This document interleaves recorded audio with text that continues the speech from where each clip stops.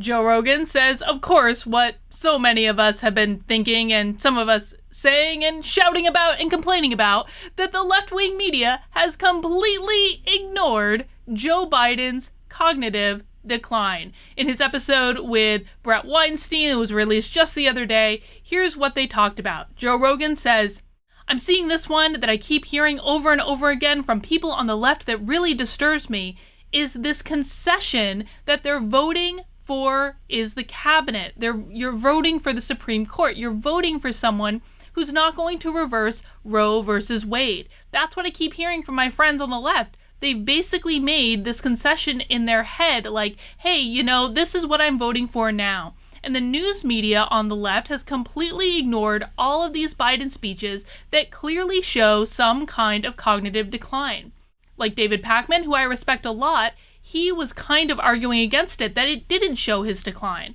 I was trying to look at it in a way that made sense. I was trying to be rational about it, like maybe he's just exhausted, maybe this, and maybe it's pressure. Sometimes people get really tongue-tied and panic under pressure and words come out all effed up. That is possible, but there's a trend. If you go back to when he was a younger man, that trend didn't exist. You're seeing a change. The idea that as you get older, you become less comfortable with the media, less comfortable with speaking publicly, that doesn't jive with me. That doesn't make sense. And Brett Weinstein replies, I agree with you. I see a decline. But irrespective of what that is, Joe Biden is an influence peddler. He's not an idea guy, right? He's the same idea as Hillary Clinton in a different morphology. And listen, man, I have talked a lot on this channel about how I absolutely believe that Joe Biden is in cognitive decline. I saw it even back when I was still a Democrat. I saw him, I actually saw Joe Biden a couple years ago at South by Southwest, and this was after he had left the White House, and he was doing a lot of work in regards to cancer research. He gave a wonderful, inspiring speech. I was literally in the second row. I saw him right up close. He gave a wonderful speech. I loved every second of it. I did not think a thing was wrong with him then. Fast forward a couple years later, and I'm sitting, again, remember, I was still a Democrat. I was voting for Pete Buttigieg. I was actually there with Pete Buttigieg's campaign. I went to the New Hampshire State Democratic Convention where every single presidential candidate had showed up to give a little speech, and Joe Biden was first off. He was the very first person to speak. It was like at 8 or 9 o'clock in the morning, so you couldn't even say he had a long day. You couldn't even say that he wasn't rested or anything like that. And he gave a really weird speech. And his words were slurring. And it didn't make sense. And I remember even sitting there, and this was like last August, September, and thinking, what's wrong with Biden? Is he even there? What's going on with him? I absolutely identified that something was wrong. This also repeated itself when I saw him again 2 days before the New Hampshire primary. I was in exactly the same arena I went to the Trump rally in, and Joe Biden was there. And he gave keep in mind, this was like the closing speech, his closing argument before the New Hampshire primary for some of the most influential people in politics in New Hampshire were there that night. Every single influential person in Democratic politics in New Hampshire saw this speech. Joe Biden comes out, and I swear to God, this is the speech he gave. I'm not making this up. It was something to the effect of, I was walking down a street in Manchester, New Hampshire, and it was cold outside, and I saw a kid on the sidewalk, and the kid looked cold, and I was wearing a hat, and I didn't know why am I wearing the hat, and I took off the hat, and I gave it to the kid. That was Joe Biden's closing argument in New Hampshire. I am not making that up. He did not talk about policy. He did not talk about position. He did not talk about anything. He told weird stories in a weird way where he didn't even look like he knew where he was. And by the way, he needed notes. He was one of the few people that night that needed notes. This was like a 10-minute speech. Needed notes, was looking down the whole time. And so I've always thought there was something wrong with Biden. And everyone's been calling out that there's something wrong with Biden. And guess what? People are starting to get the message that there's something wrong with Joe Biden. This is according to the Daily Wire. Poll 55% believe that Biden potentially has early stages of dementia because people can see with their eyes and hear with their ears, and they don't need the media to tell them that, no, Joe Biden doesn't have dementia. It's really Donald Trump that has dementia, because that's the line that's going around on the left. It's like, and even sometimes they say, so what? Joe Biden has dementia because Donald Trump has it too. If you watch the debate I had on this channel with Dr. Karen, who's a political psychologist, she said exactly the same thing. She's a progressive, and she was nice enough to come on my channel. We had a very civilized discussion. It wasn't really a debate, but she even said the same thing, is, oh, well, if he has it, Trump has it too. Trump doesn't have dementia. The Trump rally in Tulsa, Oklahoma is tomorrow. I can't actually wait to watch it. I'm really interested to see how it's going to go. Trump is going to get up on that stage. He's going to talk for hours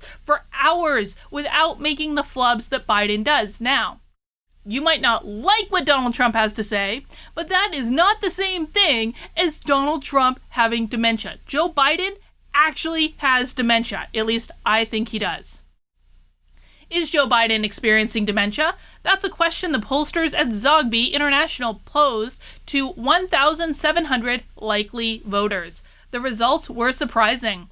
55% said they think the former vice president, 77, is in the early stages of dementia.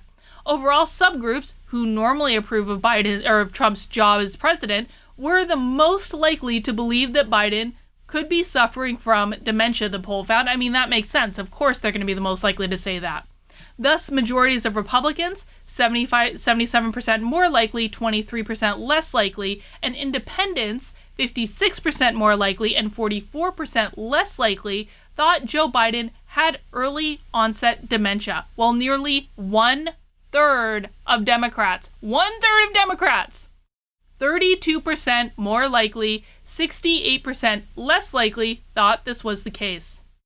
At the same time, some important subgroups did not believe the vice president was exhibiting a declining mental capacity, while a majority of men, 60% more likely, 40% less likely, thought it was likely. Women were about 50-50 to think that the vice president was in the early stages of dementia. There was also an inverse relationship in the data between age and the likelihood of voters believing Biden had early onset dementia, for example. As the age of the voters increased, the likelihood of voters believing Biden was exhibiting early onset dementia decreased. Oh, that's really interesting, actually. I really wouldn't have expected that. So as the age of voters increased, they became less likely to believe that Biden has dementia. I would have actually thought that would be reversed, because older people are going to have more experience with dementia. They're probably going to have seen their parents go through it. That's really what I see when I see Joe Biden. I see my grandparents. I see my grandmother. Especially when I see him speaking, and when I remember seeing my grandmother speak in later stages of her life, it's like it's exactly the same thing. And that's what I've heard from so many people. It's like, oh my God, I saw this happen to my parents. I saw this happen to my grandparents. And most people who believe Biden has dementia, and I should say this just in case you haven't heard me say it before, it's a sad thing. This is not a happy thing. This is not like Joe Biden's got dementia, dunk. No, it's a sad thing.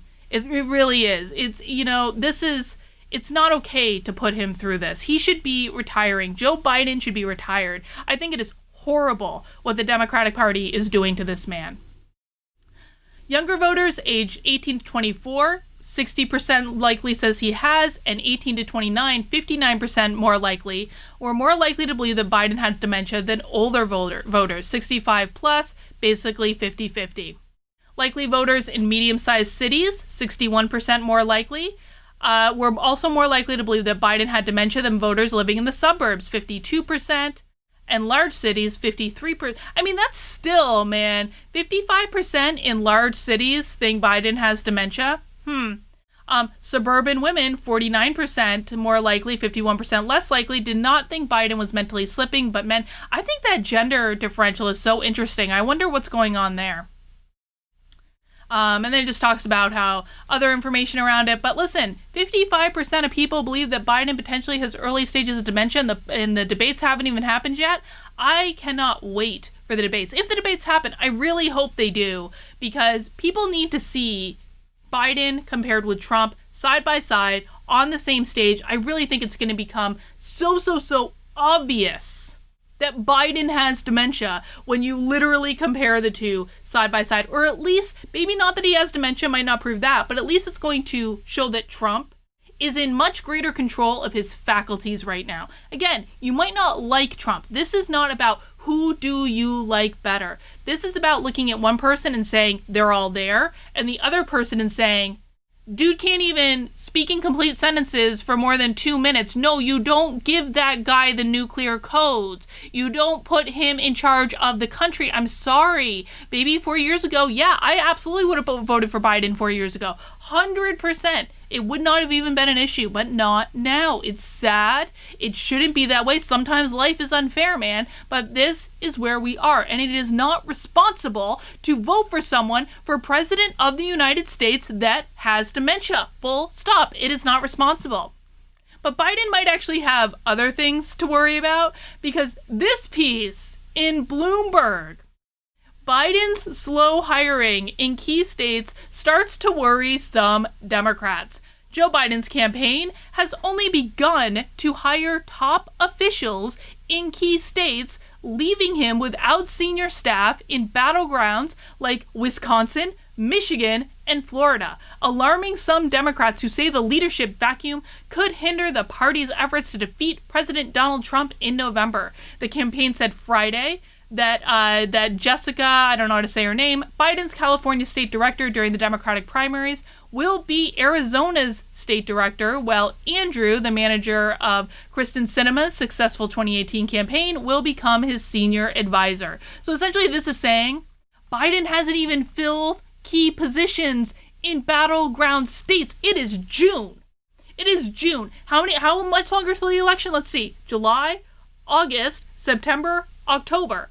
He's basically got 4 months. Basically 4.5, really. 4.5 months to the election. Dude has not filled positions in key battleground states. Trump's been there for 2 years. What the hell have you been doing? For real, you guys have known that Biden's going to be the nominee for a while. What the hell have you been doing? Unless Biden's not really going to be the nominee. Unless they all know that Biden is not really going to be the nominee, and that's why he hasn't filled these key positions in these key states. Because they all know that Biden isn't going to actually be the nominee because Biden has dementia and people are starting to see it. So we'll see what happens. I mean, I think it's fascinating. It really is the big question. How are they going to get Biden out of that slot? Who are they going to fill it with? I really don't think Biden's going to be on the ticket in November. I have a really hard time believing it's going to make it that far. I could be wrong, but I think, frankly, the Democrats would be absolutely insane to leave him on the ticket. Listen, man, I've questioned Trump lately. I've become kind of wishy-washy about voting for Trump. I'm sure as heck not voting for Biden. I'm sure as heck not voting for whoever Democrat they replace him with. That's not going to happen, don't worry. But I've kind of been wishy-washy on Trump. There are a lot of things about how he has handled the last several weeks that I really dislike. There were so many opportunities, and I really thought when he came out of the White House and went in front of that church, I really thought that was like the start of something. And it hasn't been. And it's really kind of soured me on it. Listen, reality is I'm like 75% sure I'll probably end up voting for Trump. If I don't end up voting for Trump, I may not end up voting for all. Maybe I'll vote for the Libertarian. Who really knows? It's going to work itself out. But, I mean, the Democrats have got much bigger problems. I still think that Trump is going to win in November, kind of regardless, because of this nonsense. They literally nominated someone who has dementia, and they aren't even hiring key positions in key states, and we're 4.5 months out from an election. Trump's been there for 2 years. Good luck, Democrats. Good luck. You shot yourself in the foot again, and everyone is seeing it, and no matter how much the media lies, you really can't do a whole heck of a lot about it. Alright, that's all I've got for this video. Listen, if you made it this far, you might like my content. I don't know, man, but hit subscribe, turn on those notifications, give it a thumbs up, help me grow the channel. I really appreciate it.